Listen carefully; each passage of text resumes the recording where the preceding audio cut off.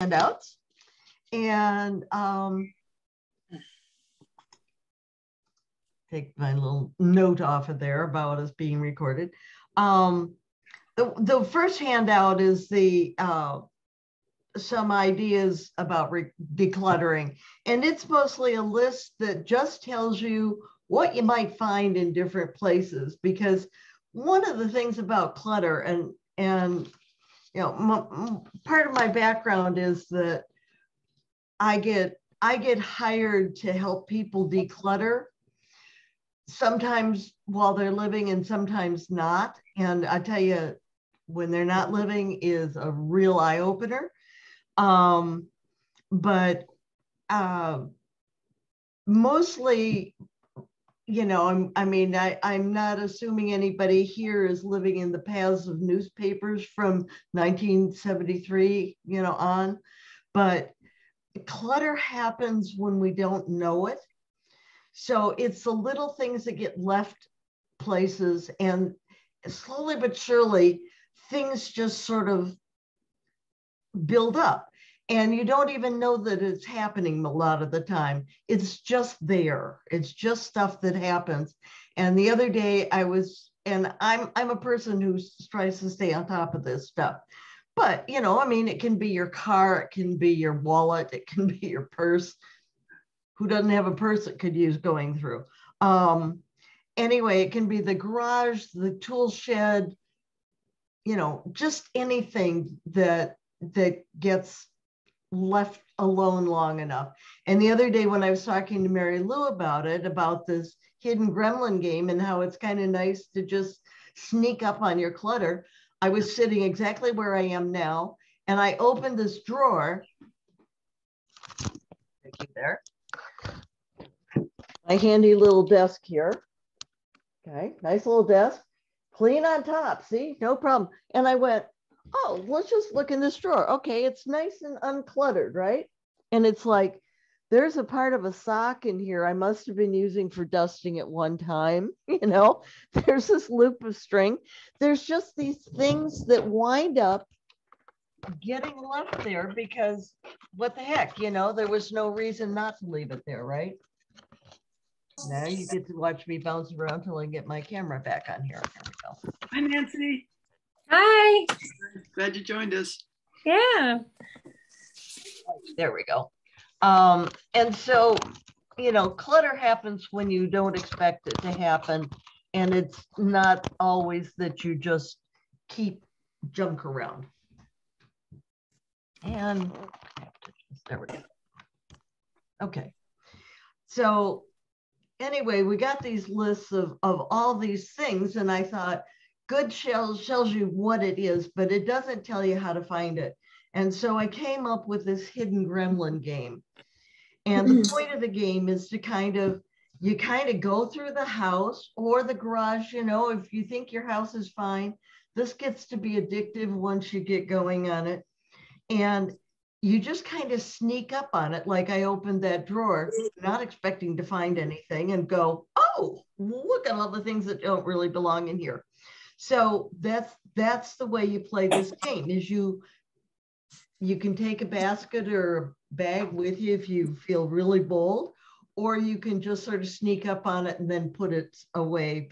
But the one key in decluttering that is really important to know is once you take it out of wherever it is, get it out of the house. And that doesn't mean put it in the garage. That means take it to wherever you're recycling it, because gremlins have a habit of crawling back into the house. Oh, well, I really like that. I probably shouldn't get rid of it. Get it out, out, out, out, out. So, you know, the game goes where you just like start, just kind of like, you know, you're walking through the house and just randomly pick a drawer or room, you know, like your bathroom, just on the spur of the moment. Start looking in the cupboards and the drawers and see what doesn't belong there.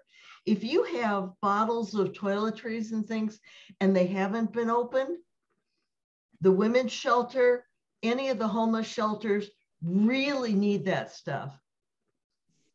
If you've got towels and your bathroom's no longer purple, and those towels are still in the stack, any of these groups can use those things. If they're really threadbare, cut them up and make them into rags, you know, let the dog sleep on them, but get them out of your bathroom cupboard, because you really don't need those towels anymore that don't go with stuff. They're just clutter because they're there.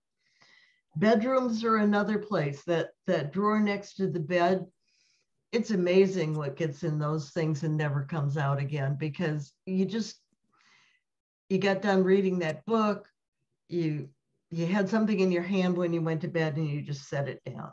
So all of those things collect too. And one of my favorites, I was hoping that Barb was gonna be here today, because she took, was it Barb? Yeah, that took my advice, and she was going to do a testimonial, but she didn't make it today. Is your closet that is just constantly filled with clothes and you don't pay attention to them, but there's not a lot of space in your closet anymore? This is a good time of year to do it. When you've changed your closet to your fall clothes and winter clothes, go in the closet and turn all the hangers around, all your clothes around, so the hangers are hooked this way towards you. That's it. That's all you have to do. And then next spring, when you go and change your clothes again, look at all those clothes where the hangers are still hooked backwards, because your normal thing is that you're going to put your clothes back in with your hanger forward like this. And anything that's still hanging there with the hanger backwards, you haven't worn all winter. Now, some things, there's a reason why you haven't worn it, but there's a whole lot of stuff in your closet that you go, I don't think I wore it last winter either. And you can start really culling your closet that way. And it's so simple. I do it every couple of years because, you know, I don't have a lot of clothes, but man, it's a interesting thing to see what it is that you don't even wear.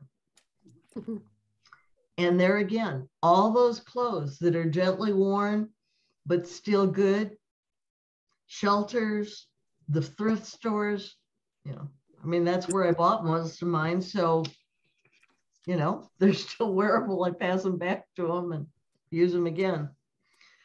You know, living room and family rooms, you know, train yourself and your family to pick up after themselves, to put the glass back at night, to put the newspaper away, just keep the clutter down, and, you know, put your shoes away. That helps. And start looking around at all of the tchotchkes that are sitting around that you really don't really want, you know.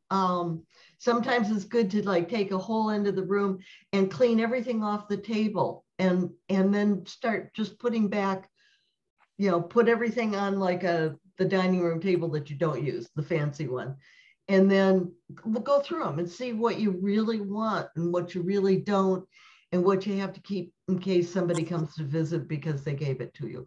But, you know, just put things back selectively, because otherwise you get all this clutter. And I tell you, once you let go of all the clutter, all that stuff that sits around, it lightens you. You just feel so much better. And, you know, one of the houses that I did many years ago was for a man who was a good friend of mine, and his house was just overload. He always bought things because he would go to you know, like the dollar store or even like to Kmart, and they'd be having a sale on photo albums. Who needs photo albums? But he would buy a half a dozen of them because, you know, somebody might come by and want one, and he would have it because he'd love to give things, books, photo albums, just picture frames, everything. And he had space to put it, and he just filled his space and filled his space. And so I worked for him for one day a week for like 7 months. And we started with his bedroom that had twice as much clothes as fit in the closet. And we gave away probably a dozen bags of clothing just to get everything to fit in the closet. And we cleaned up the room so we could even see the floor, and vacuumed for the first time in I don't know how long. And then started working on the first floor, and I watched the second floor implode on itself. I mean, he really had a problem, and he just could not mentally hold on to cleanliness. But most people aren't like that. Most of the time, it's just this little stuff that builds up in your life. So this game is to just see how much stuff you can find that's excessive. That's, it's just more than you need, and you'll know you're winning when the drawer closes again easily, or when you just feel like, oh, this is so much, it just feels better. So, with me, my house is in decent order. I go through my studio all the time, but I'm working on my garage. It's just, that's a perfect place to just drop stuff. So my garage and my tool shop is sort of what I've been working on, and I've got a garbage can full already. So, one thing I noticed, Deborah, is, everybody has a certain level of things around that they're comfortable with. Right. And I don't think we're going to change in major ways about that. No, everybody can tolerate, has a certain tolerance. So, and there's things that you have around that give you pleasure. This isn't about turning into Toby, who can give away everything in his house and live in a very minimalist world. I don't. If you saw the rest of this house, I mean, I have artwork from floor to ceiling. I have things everywhere, but they're things I want. It's just, it's getting rid of the ones you don't. I have a line from a song that I have with other things on my desk, and it says, let go of your heavies, lighten up your load. If it's not what you want, let it go. So it's just getting rid of the stuff that's not necessary or not wanted in your life. That's all decluttering is. It's not about looking like you live in a monastery. Yeah.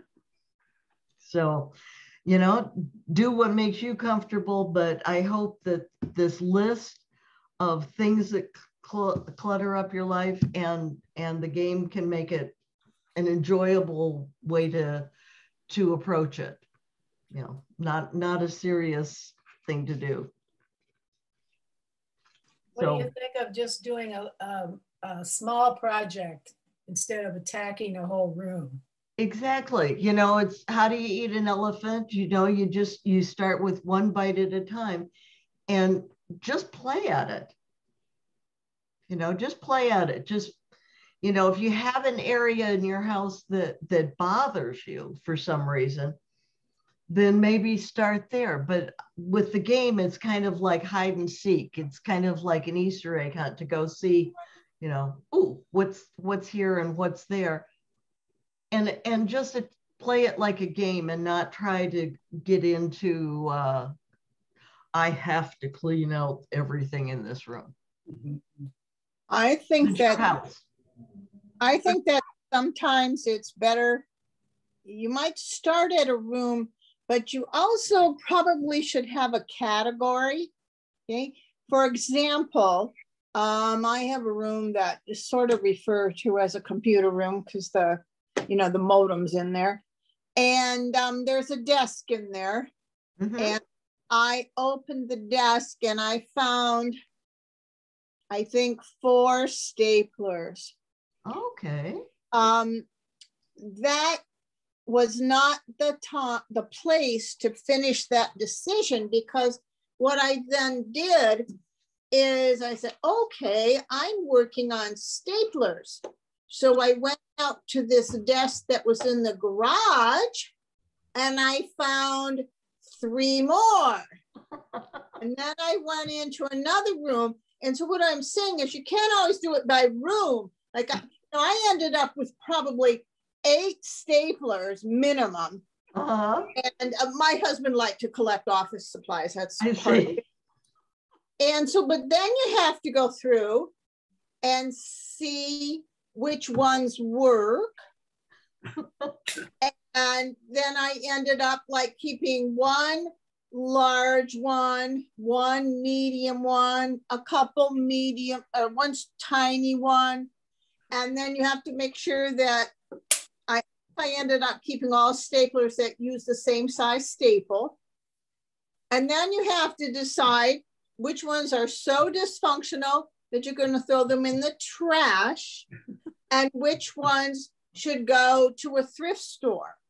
So I think that I'm not the only one who this is the kind of project for, that there are things in different rooms, and in my case, and with a lot of other people's cases, some of them I don't know where they are because my deceased husband put them there. I don't even know they're there until I start opening things up. Yeah, that's a different phase of doing it. I have some things in common with you on that, Kathy. I keep certain things in several different rooms for sure. Yeah, and it's kind of interesting. I kind of challenged myself last week, and Judy knows because she's part of the group. I had the book club at my house, and so I was going to have 6 people having dinner at my table, and it's the first time I'd had any company in my house since 2018. And so I was having to look at, oh yeah, you found that bottle of dish detergent that was a bargain size, and it somehow got a hole punched in it. So I poured the dish detergent into like 4 different containers. Well, they were all on my counter. And so I realized, oh, if I want to make more, I want space for people to put down the stuff they're going to bring. I only need one of these out at a time. But okay, so I found a way to shove that under my sink. And there's a lot of things that, especially when you live alone, you don't really exactly feel the need for the space. So you just kind of set things. And by looking at it, oh, instead of this table, like my table's gone right back to the way it was before. It's got hats and gloves at one end and my other stuff at the other. But you know, if you want the whole table to be for eating, then you have to find new places for it. And I actually find that quite challenging. And it's good to have. I'm trying to decide who I should invite over next to get cleaned out. Lucy? Yeah. One rule that I found helpful is that things go where they go. Like all clothes should either be in the hamper or in the bedroom. Clothes should not be in the dining room. Clothes should not be in the kitchen. Clothes should not be in the garage. Same with dishes. No dishes except in the dining room and in the kitchen. There shouldn't be any dishes in the bathroom, any dishes in the bedroom, any dishes in the den. And if you go by that rule, if you put everything that belongs in one room where it belongs, it makes life much simpler. Just go through your house and put everything in the room it belongs to. Yeah. That's a good idea. Yeah. But then, of course, once you do that, if the number of dishes you own don't fit in the then kitchen, you have to get rid of them. Then you have too many dishes. You can decide about something, and it's a good process to go through. And I don't know, I can't tell on screen how many people this would apply to. But I have this other level of decision making I have to make, in that some of the things in my home don't technically belong to me. Even though my kids are in their 40s, there's some things that are here that are theirs. And so if you wanted a much simpler life, you could just say, okay, come and get this shit by November 1st or it's gone. I mean, that's one approach. Yeah, But that's an approach. I'm a bit softer about it because my daughter, even though she lives in a large home, doesn't actually have that much space. And when I said to her, do you want your dolls? She has daughters. She said, yeah, I do. But it came to light what she really wanted is she wanted her dolls at my house. Daughters could play with them at my house. And what I did is I don't have other things under my bed. So I took a big box and I said, okay, let's decide which ones we're keeping. And some might consider that overly kind, but you know, that is my decision. Yeah. And, Right. And just because I decide to do it now, when the youngest turns about 9, I could change that decision and say, I'm no longer storing dolls. I don't see anybody in the group that's going to be playing with dolls. So their only purpose now is memory things. So everybody has to get their own memory item. And so I'm just saying that there's a lot of complexities to decluttering. That being said, if you're letting so many people keep stuff that you can't walk around your house, then you have to make a new decision. It's a matter of comfort, Kathy, is if you are comfortable, like you cleaned up the whole dining table so you could have people over, but you were comfortable with the dining table going back to the way it was before, you know? Yeah. And as long as you're comfortable with it being that way, then that's all right. You know, this isn't a good or bad or anything else. Yeah. If you're not comfortable with it being that way, or you're not comfortable with the dolls or whatever else the kids are storing there, then that's your decision too. Yeah. Different people have different levels of, you know, wanting to clean up, you know, and not have things around. And yes, you're right. When the kids get older and it's like, okay, nobody's playing with the dolls, now they're just a hindrance under my bed, then you can make a different decision. Yeah. Yeah. And you keep the ones that are worth $500 each and get rid of the rest. I'd sell the ones worth $500 each. And cash in my That's what I was pocket. going to say, Lucy. Is like, Jeez. you don't want to take them now? I'll sell them. Yeah. Well, another thing too is that I've never been somebody who consciously collected things. You know, like people will say, oh, I collect nutcrackers or I collect this. I never consciously thought I did that. But I realized in looking at my house, I do. I have 2 things I collect. I collect angels and dolls. And so if they become my collection and I want to have that collection, fine. Yes. And, you know, I have 5 different kinds of nails in my garage and I don't collect nails. So when I get around to the garage, those will be going. Judy, didn't you send some of your kids' toys, things that you used to do as a family down to their families? I just remember you talking about Christmas houses or something. Oh, I've been I had like 40 of those Dickens houses, and they take up a lot of space. So yeah, some went to my niece in Yakima, and then I mailed a whole big box to my son in Las Vegas. Yeah, so. And we need to do those things quickly because the post office is raising and raising and raising rates. Yeah, they're getting slower and more expensive. Yeah, they are. It's kind of scary. What a bad. One thing I did do that was fun, I just on the spur of the moment a couple of weeks ago, I was tired of wrestling my utensil drawer in the kitchen because I had so much in it. Every time I would try to close it, I had to move things around. It was just too full. So I just made myself just put it all out on the floor. And I noticed that I had, at least 2 or 3 of every item. So I thought, well, I only need one. So I just sorted out the one I wanted of everything, and that went back into the drawer. And it's so nice now that the drawer, they all lay flat there, and there's only one of each, and I can just shut the drawer. But what I did with the extras, because I think when we moved my mom into the nursing home, I ended up with some of her stuff, so I would have 2 or 3 of each thing. So what I did was I just put them in a box, and I sent them to my oldest son. He lives alone and he cooks, and so he was thrilled.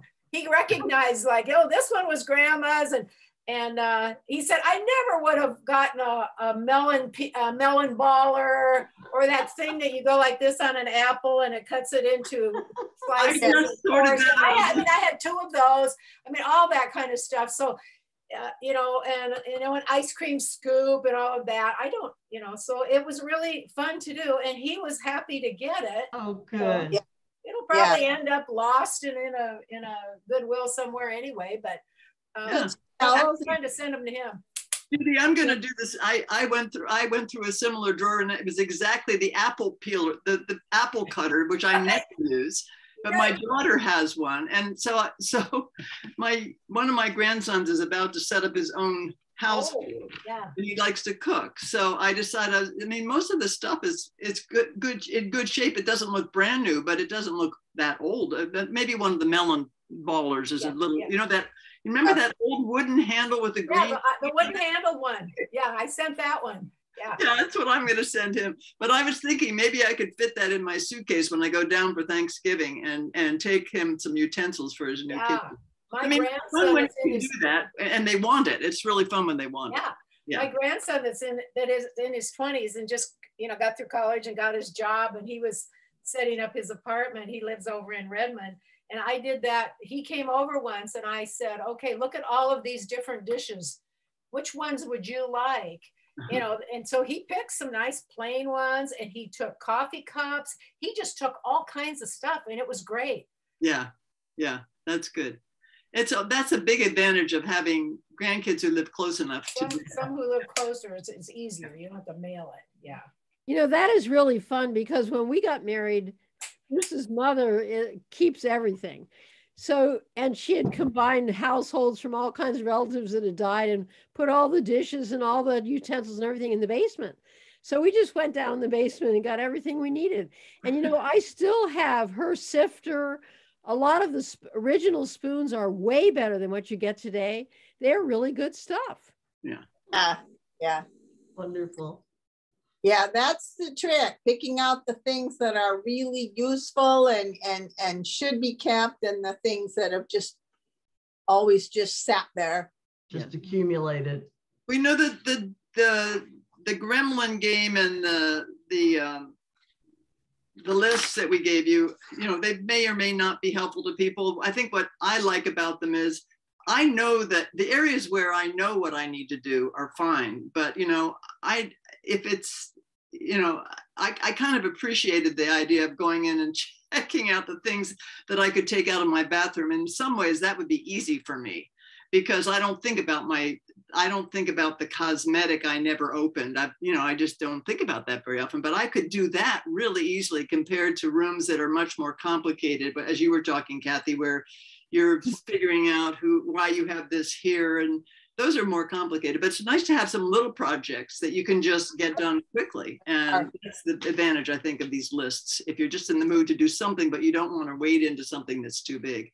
And Judy, you also told me the other day that, although I agree with Deborah Ann, you don't want to just stick things in the garage, but you said you have a box there. Yeah, I was going to mention that. She says, to take it immediately to the Goodwill or wherever. And I started a thing just this year where I keep a row of empty boxes next to my car down in the garage. And so when I do a drawer, or I just do like one closet or something, I take that stuff and I go take it down and I put it in the box, because I just don't feel like going right now to deliver it. But when I get three boxes full, then I'll take it. And I'm not tempted to go down there and go back through it and say, oh, I don't want that. Yeah. But it helps me to have a place, because if it's bad enough to having taken it all out of the drawer or out of the closet. If I can just get rid of it quickly and just go put it in that box, and then I know where it's going. You feel the finality, finality of putting it in that box. Otherwise, you end up with, oh, there it is all on the floor. Now what am I going to do with it? So I don't even want to deal with it. You know? So at least I can just grab it and go throw it in the box. Then I know that's going. And the advantage of that is that there's some things that when you pick up, you're really not sure for sure that you want to get rid of it, but you think you do. And so if you're putting it in some sort of box someplace, you can say, yeah, this is this is a plaid door box or something like that. But I have to take things out of those big boxes and put them in small containers to carry them because I can't lift things. And so I think to myself, yeah, this isn't out the door yet. I will have a second time to look at it. And oftentimes when you do that second time, you kind of think like, oh, why was I even bothering to think a second time? But just by having it, out of your space, then I just think there's some things that need a two-step process. Yeah. The other thing that I've noticed is that,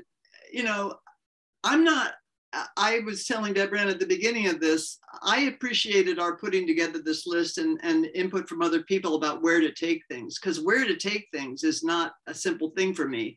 If I know where to take things, if I've never been there before, I'm not as adventuresome. So it's better for me to have a bunch of stuff and just decide, okay, this is the day I'm going to take all this stuff and I'm going to find where to put it, and that's another part of the process for me, is getting all that stuff, sorting it in different ways, and then taking it someplace.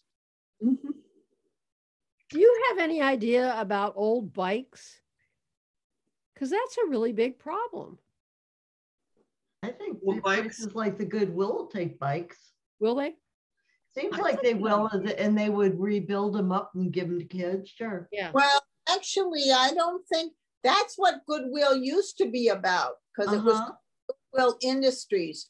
But I'm pretty sure these days, if you took a only slightly functioning bike to Goodwill, they would tell you to keep it. I'm more likely that. Well, call ahead. I mean, you can always call ahead. I mean, I just took down mini blinds and I took them over to Goodwill over here, over at on 40th and and they said, I said, do you take these? And they said, actually, we don't. We don't take those anymore. You have to take those to Habitat, to Restore. Yeah. Yeah, the Restore will take those. As far as the bike goes, I'm wondering if you can call like Kiwanis or something like that, if somebody like some organization like that would fix old bikes. Well, these bikes are so bad that I don't think anybody's going to want them. But it's hard to throw them away. Because they're too big. You mean, yeah. Do you have a place where you can put them on the street? Yeah, put them on the street and someone will steal them. That is an idea. You could put free. I notice people do that a lot with chairs. Or couches. They just say free. And we lived in Jersey City for a while in New Jersey. And there was constantly furniture out on the street that said free, and it never lasted more than 5 minutes. I live out in the country, and I do that constantly with stuff. I get rid of a lot of stuff that way. I don't want to haul it into town, I mean, clothing and stuff like that I will, but lawnmowers, all sorts of stuff. I just put free on it, plants, somebody stops and takes it. Yeah. I've done that. My friend's sister one time, this is like 30 years or so, she and her husband used to like to ride around on trash day and kind of see what people had put next to their trash can. And one time they got arrested because some little kid left their tricycle right next to the trash can. And they thought it was out to be going out, and so they took it. So then the family called the police and said the bike got stolen. Oh dear. They had to get out of trouble, but it was kind of traumatic. Yeah. Okay, well, this is good. I was just going to get us to think for a few minutes before we end. Next time we're going to focus on paper, bogged down in paper. There's some things in the handout about paper, but we're going to focus more on that. And then Judy's willing to just give us some tips on how she's handled family photos. And I'm going to do a little research on that as well. Maybe some of you already know, but I think, Deborah Ann, I've already learned that Costco probably doesn't digitize photos anymore. They don't do anything with photos at all anymore. They don't do anything at all with photos, so that's out. But Photo House in town is good at that. Yeah, the Photo House at Baumgartner's will do that, because they've a friend of mine who passed away this summer, we took her old camera and took her phone down there and had them all put on thumb drives. Okay, so Judy's going to talk about how she handles some family photos next time, and we're going to talk a little bit about photos, and we're going to talk about other paper. Yeah, Lucy, what about you? Blue ribbon on Washington at about 19th, 20th, somewhere across from the, maybe about 22nd. Anyway, Blue Ribbon, I can't remember the exact name, but they do photos. I've taken all my slides there and all that kind of stuff. I'll call and see what I can learn. I mean, it's okay. Thank you. I've done that too. I haven't been able to get hold of them since the plague, though, so maybe they're not in business anymore. Okay. That's calling a spade a spade. Yeah. A friend of mine died yesterday. He was a naysayer, no immunization, and he died. Oh my gosh. Sad, sad. Sorry, Lindsay. Wow. Wow. I noticed our deaths and our numbers are going down, but they're still not very great. Yeah.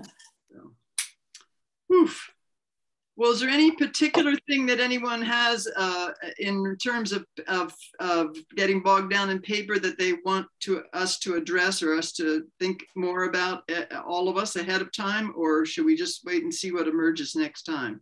Well, there's the collection where you can take to the big shredder. That happens a couple times a year. Yeah, I was curious if we could find out, because I think I saw someplace that it's going to be a different bank or something like that. Yeah, it changes banks, Kathy, because it's through the Crime Stoppers. They sponsor it, and it depends on whose parking lot they get. So it's okay. And banks just happen to have the parking lot. Aren't they typically the last Saturday in October and the last Saturday in March? And I haven't seen anything yet for this one. I haven't either, but I always thought it was in April, but I don't know. I know that it happens like in the spring. I don't remember about a fall one, but you're right. Twice a year, but maybe now it's only once. I haven't been working on that project for a while, but I've been thinking maybe it was about time to go at that one again and start getting a shredding box together. Yeah. I'll try to call about that, Kathy, or if anyone else has a chance to find out, it'd be nice to know if there's a fall one. Betty Ann? Maybe other people don't have this problem, but we have all these stamp album collections from my husband's family. And a lot of the books probably have almost no stamps in them. And they've all gotten, I mean, they're a wreck. So, but I've heard nobody collects stamps anymore. So I don't know what to do with stamp collections. Stamp collections. Okay. Again, I think somebody mentioned taking pictures and putting them on Craigslist. Well, I guess you don't want some stranger knocking on your door, though. No, that's mail them to them. I think Ron's downtown. Isn't it on 2nd or 3rd? Yeah. He does stuff with coins and stamps. Oh, they have coins too. Oh, that's interesting. Betty, I bet you could call around and find a place in Pasadena that does that. Okay. Good idea. Well, yeah, just look at the Stamp Society, what's the name of it? What is that? Stamp collection. Well, there's a National Stamp Collection Society, but I can't remember the name of it. I can look it up real quick. Okay, that would be both members that are still alive. Oh no, it's still big. I don't think kids collect stamps anymore. We had so much fun doing that as kids. Yeah, we did. Yeah. Does anybody else have any issues they are hoping will? Okay, we've got shredding. We've got. That's my dog. Knocking to come in. Okay, the American, excuse me, it's the American Philatelic Society. Philatelic Society. Philatelic. I think it's philatelic. Philatelic Society, American Philatelic Society. Yeah. Wow, Betty Ann, we want to report on what you learned. But the problem is they'll want to know, what do you have? And I do not know what we have. Well, tell them that. I bet you they. Well, ask for the local. Who's on the local? Who's in the local group? Yeah, that's a good idea. Well, that'll be a challenge. Yeah, Yeah. Be interesting. You know, unless you have really esoteric stamps, it's like, I don't, if it's your family stamp collection, and that, anything. Yeah. Judy, when you were talking about encyclopedias, I just need to tell you a quick story. When we were young, we used to go to our tree farm every summer, and my mom always rented our house to somebody because we were there for, for a couple months. And so she rented the house out for a couple months. And one year we came home, and the kids in the family had been using the encyclopedias as building blocks on the front steps. So the World Book was all stacked up, and then they had the Encyclopedia Britannica, and they were using that to build buildings and stuff. We were shocked. I can still remember the bookcase that had those books in it, that, it was this like a sacred place, and it had a clock on top of it, and it was like a sacred place. So the idea of just throwing them away is really shocking. I'm gonna have a heck of a time putting those beautiful world books one at a time in the trash each week. And they have such great pictures. But the problem with our world book set was that our dog ate the E. Oh. You can get it online. Get it online. eBay has it for you. It's like your National Geographic collection. I still get National Geographic, and it is really hard to throw it away at the end of the month. Mm-hmm. Well, it's like even the what is that? The butterfly group in Oregon, their little newsletters. So it's so interesting. I always hate to throw it away too. So these are difficult decisions. But that's where clutter comes from. You save them. So historic and so hysterical and so historical. This is fantastic. Well, good. So we put them in a pile.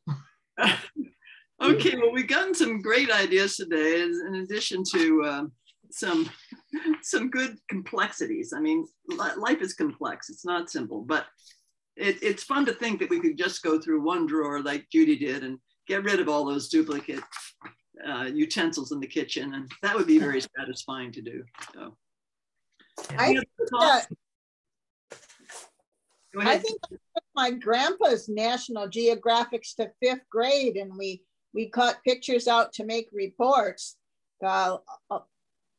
Some of those magazines have things in it that kids could use. They're great for collage. They just download them off the internet. Yeah, that's right. I don't think they do that anymore. No. I had it's awful fun to have to cut it out, but anyways.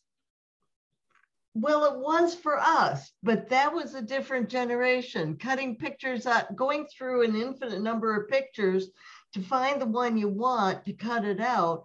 To kids today, when you can go on Google and go, you need a picture of a zebra running backwards, and that goes zip in 2 seconds, and you hit download and print, and you got it. Well, I think that all this really does is make it a younger age that wants them. My 6-year-old granddaughter cuts out everything. Turns it into tiaras, fancy rings, good. A bookmark that has a long hair strand on it, like what's the fairy tale with the girl with the long hair? And you know, she's constantly cutting things out and gluing them back together. It's just that probably the age group that's interested is a bit different than it was. That's probably true. I have to go. I'm sorry. I got a 5 o'clock. We're all heading out. So Susie, thank good to you. see you. Great to Bye. see you. See you next time. Bye-bye. Thanks, I'm gonna everybody. Lucy, Pardon me? we're walking tomorrow at 9 o'clock at Kissel. Okay. I doubt if I'll make it tomorrow, but thank you. Take care. Okay. Yeah. All right, everybody. Well, let's sign off. Thanks, Deborah Ann, and thanks for everybody for participating. Good ideas. All and right. we'll see you in 2 weeks. And Yes. what's happening then? Bye-bye. Good to see you.